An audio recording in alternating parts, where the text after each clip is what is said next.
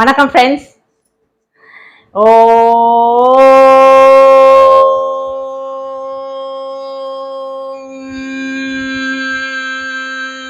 நம சிவாய.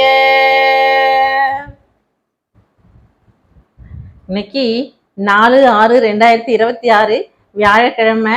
தமிழ்நாட்டில் உள்ள அனைத்து பள்ளிகளும் இன்னைக்கு தான் முதல் முறையா 2026-27 கல்வியாண்டிற்காக திறக்கப்பட்டுள்ளது. எல்கேஜியிலிருந்து +2 வரைக்கும் மாணவ மாணவிகள் ரொம்ப சந்தோஷமா கிளம்பி போயிருப்பாங்க இல்லையா? அவர்கள் எல்லோருக்குமே நல்ல சிந்தனைகளுடனும் நல்ல நினைவாற்றலுடனும் நல்ல ஒழுக்கத்துடனும் அவர்கள் படிப்பில் நன்றாக படித்து அவர்களுடைய வகுப்பிலும் சரி, இல்ல மாவட்டத்திலும் சரி, இல்ல மாநிலத்திலேயும் சரி நல்ல மதிப்பெண்கள் பெற்று தேர்ச்சி பெறணும் அப்படின்னு சொல்லி நம்ம ஜெயகௌரி ஜோதிடாலயத்தின் வாயிலாக நம்மளுடைய வாழ்த்துக்களையும் ஆசிகளையும் வழங்கிடுறோம் ஃப்ரெண்ட்ஸ். முதல்ல ஏன்னா மாணவ மாணவிகள் தான் நமக்கு எல்லோருமே கண்ணும் இமையும் போல இல்லையா? அதனால அவர்களை முதல்ல பார்த்து பத்திரமா போயிட்டு வர சொல்லி எல்லோருமே சொல்லியிருப்பீங்க. இருந்தாலும் நாங்களும் ஒரு முறை சொல்லிக்கிறோம் ஃப்ரெண்ட்ஸ்.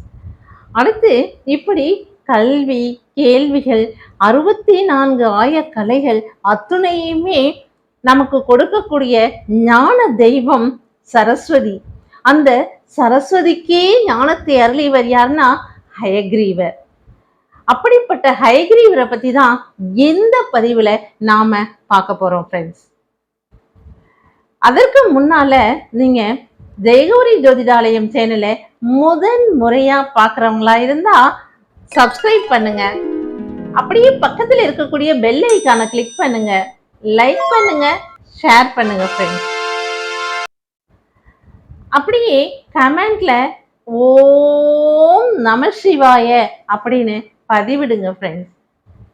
அந்த ஒரு தடவை நீங்க ஒரு செகண்ட் சொல்லி பதிவிடுவதனால நமக்கு 1000 முறை சிவசிவா அப்படின்னு சொன்ன அந்த பலன் கிடைக்கும் ஃப்ரெண்ட்ஸ். மனமுருக நம்ம வணங்கும் போது என்னப்பன் சிவபெருமான் நமக்கு எல்லோருக்கும் ஆரோக்கியமும் செல்வமும் வளமும் எல்லோருக்கும் எல்லாம் கிடைக்க வழிவகை செய்வார் ஃப்ரெண்ட்ஸ். வாங்க ஃப்ரெண்ட்ஸ், நாம பதிவுக்குள்ள போலாம்.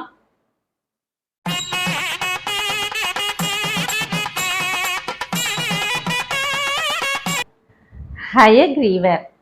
ஹயக்ரீவர் குதிரை முகத்துடனும் மனித உடலுடனும் இருக்கக்கூடிய ஒரு தெய்வம். அவருடைய அம்சமானது விஷ்ணுவின் மகாவிஷ்ணுவின் அம்சமாக அவதாரமாக கூட கருதப்படுகிறது இந்த ஹயக்ரீவர்.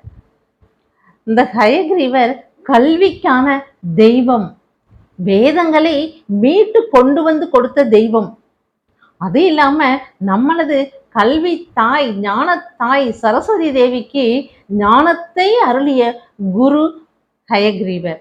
அப்படிப்பட்ட ஹயக்ரீவரை நமது மாணவ மாணவிகளாகட்டும், இல்லை நாம புதியதாக ஏதாவது ஒன்று எத்தனையோ கலைகள் இருக்கு இல்லையா, அதுல எதை கற்றுக்கொண்டாலும் சரி அத்துணைக்கும் ஹயக்ரீவர் நமக்கு வழி காமிப்பார், ஞானத்தை அருளுவார், அதில் மென்மேலும் வளர வழிவகுப்பார். அப்படி குதிரை முகம் கொண்ட ஹயக்ரீவர் ஏன் குதிரை முகம் கொண்டார்? மகாவிஷ்ணுவின் அவதாரம் அம்சம்னு சொல்லிட்டோம். அப்புறம் ஏன் திரும்ப குதிரை முகம் கொண்டார் அப்படின்னா, மது கைடபர் அப்படின்னு சொல்லக்கூடிய 2 அசுரர்கள் இருந்தாங்க. அவர்கள் முகம் குதிரை முகமானது. குதிரை முகமா இருக்கக்கூடிய 2 அசுரர்கள் தான் மதுவும் கைடபனும். இவர்கள் எப்பவுமே இந்த அசுரர்கள் அரக்கர்கள்னாலே எல்லாவற்றையும் துன்புறுத்திக்கிட்டே தான் இருக்கணும் அப்படின்னு அர்த்தம் போல இருக்கு. அதனாலதான் மனிதருக்குள் கூட ஏதாவது குணங்கள் மாறுபட்டு அடுத்தவர்களுக்கு தொந்தரவு கொடுக்குறவங்களா இருந்தா உடனே என்ன இப்படி அரக்கத்தனமா நடந்துக்கிறான் அப்படின்னு சொல்லுவாங்க. அந்த குணத்துக்கு தான். அது போலதான் மது கைடபர்களும்.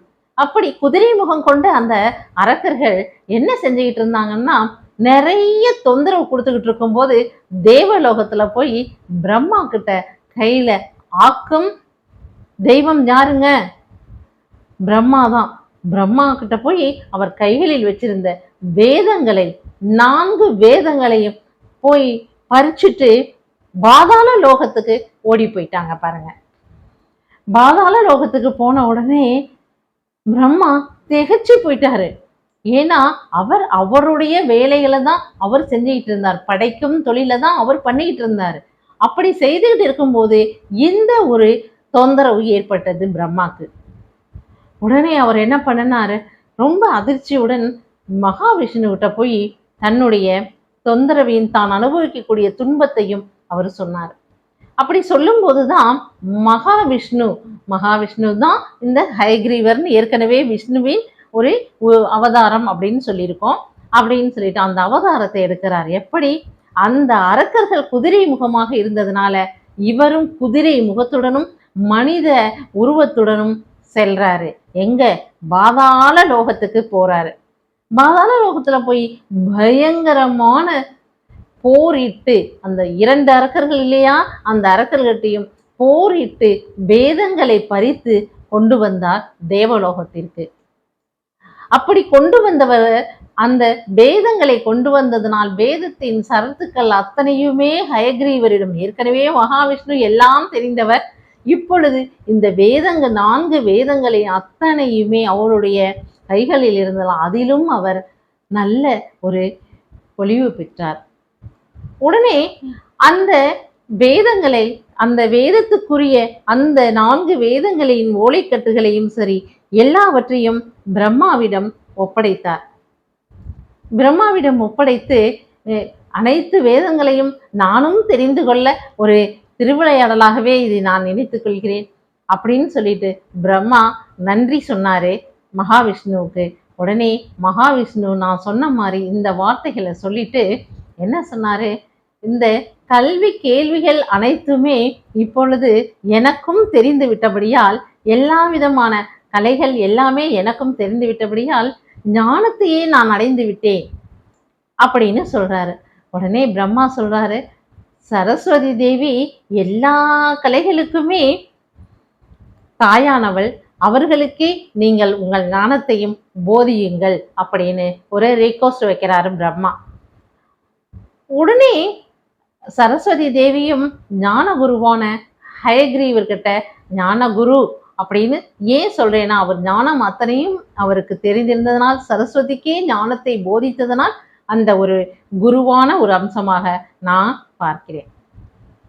இப்படி சரஸ்வதி தேவிக்கே தன்னுடைய ஞானங்களை அத்தனையும் அவர் அளித்து இந்த உலக மக்கள் அத்தனை பேருக்கும் கலைகள் அத்தனையும் கற்றுக் கொடுக்கறதுக்கு நீ தாயாக இருந்து செயல்படு அப்படின்னு சொன்னாரு நம்ம ஹயக்ரீவர். அதனால அவர் ஏற்கனவே சரஸ்வதி தேவி எல்லாவற்றுக்கும் சிறந்தவர்கள், நமக்கு கலைகளின் தாயாய், கல்வி தாயாக இருக்கக்கூடியவர்களுக்கு இந்த ஞானத்தையும் போதித்ததால் ஞான தாயாகவே ஆகிவிட்டார் நமது சரஸ்வதி தேவி. ஆதலால் சரஸ்வதி தேவியையும் வணங்குறோம், அதே சமயத்துல அவருக்கே ஞானத்தை போதித்த ஹயக்ரீவரை வணங்கும் போது நமக்கு நல்ல சிந்தனைகள் ஏற்படும் பாருங்க. தீய சிந்தனைகள் நம்ம பக்கத்திலேயே வராது, அப்படியே வந்தாலும் அது என்னாகும், ஞானத்தினால் அது கெட்ட அழிந்து விடும். நமக்கு நல்ல சிந்தனைகள் மட்டும்தான் உருவாகும். நல்ல சிந்தனைகள் இருந்தாலே நல்ல எண்ணங்கள் உருவாகும். நல்ல எண்ணத்தினால் இந்த உலக மக்கள் அத்தனை பேருக்குமே நல்லதுதான் செய்ய வேண்டும் என்ற ஒரு எண்ணமும் உருவாகும் இல்லையா? அப்படிப்பட்ட இந்த ஹயக்ரீவரை வணங்கும் போது மாணவ மாணவிகள் நல்ல தேர்ச்சி பெறுவர், நல்ல மதிப்பெண்கள் பெறுவர். இன்று பள்ளி திறக்கும் நாளில் நாம் ஏன் இதை பற்றி பேசுகிறோம் என்றால், ஹயக்ரீவர் வழிபாட்டையும் சரஸ்வதி தேவியுடன் சேர்த்து வைத்து கொண்டால் இன்றும் நல்லதாக, இன்னும் சிறப்பாக குழந்தைங்களுக்கு கல்வி, கேள்விகள், கலைகள் என்னென்ன நீங்க செய்யறீங்களோ அத்தனையுமே சிறப்பாக வந்து புகழுடனும் பெயருடனும் இருப்பாங்க. அதற்காக தான் இன்றைக்கு இந்த ஹயக்ரீவரை பத்தி நாம சொல்லணும்னு நினைச்சோம். அதுவும் ஃப்ரெண்ட்ஸ், ஹயக்ரீவர் வழிபாடுங்கிறது எங்கெங்க இருக்கு அப்படின்னா, சில இடங்களில் தான் அவருக்கு கோவில்களே இருக்கு. கடலூர் மாவட்டத்தில் இருக்கக்கூடிய திருவந்திபுரம் அப்படின்னு சொல்றோம், அதோட பேர் திருவகீந்திரபுரம் அப்படிங்கிற ஊர்ல நம்ம ஹயக்ரீவருக்கு கோவிலே இருக்கு பாருங்க.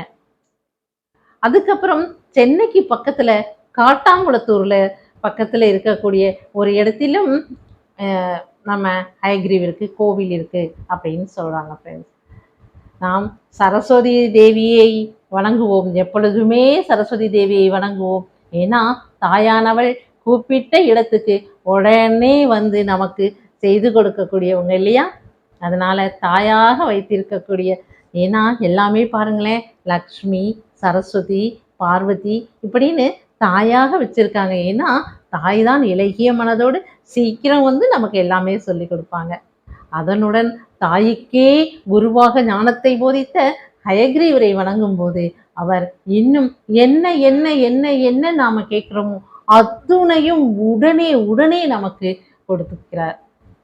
அதனால ஹயக்ரீவரையும் நாம் வணங்குவோம். குதிரை முகத்துடன் மனித உடலுடன் இருக்கக்கூடிய ஹயக்ரீவர் போட்டோ வாங்கினாலும் சரி, இல்லை திருவகீந்திரபுரமோ, இல்லை உங்கள் அருகில் உள்ள கோவில்களில் ஹயக்ரீவர் இருந்தால் பெருமாள் கோவில்களில் தான் இருப்பாங்க. விஷ்ணுவின் அவதாரம்னு சொல்றதுனால பெருமாள் கோவில்கள் இருப்பாங்க. பாருங்க ஃப்ரெண்ட்ஸ், சரஸ்வதி தேவியுடன் ஹயக்ரீவரையும் சேர்த்து வணங்குவோம். நாம் அனைத்து கல்வி கேள்விகள் துறைகளிலும் எல்லாவற்றிலும் நாம் முதலிடமாக வருவோம் என்று சொல்லி மாணவ மாணவிகளுக்கு என்னுடைய ஆசிகளை திரும்பவும் வணங்கி அடுத்த பதிவில் சந்திப்போம் ஃப்ரெண்ட்ஸ். பாய்.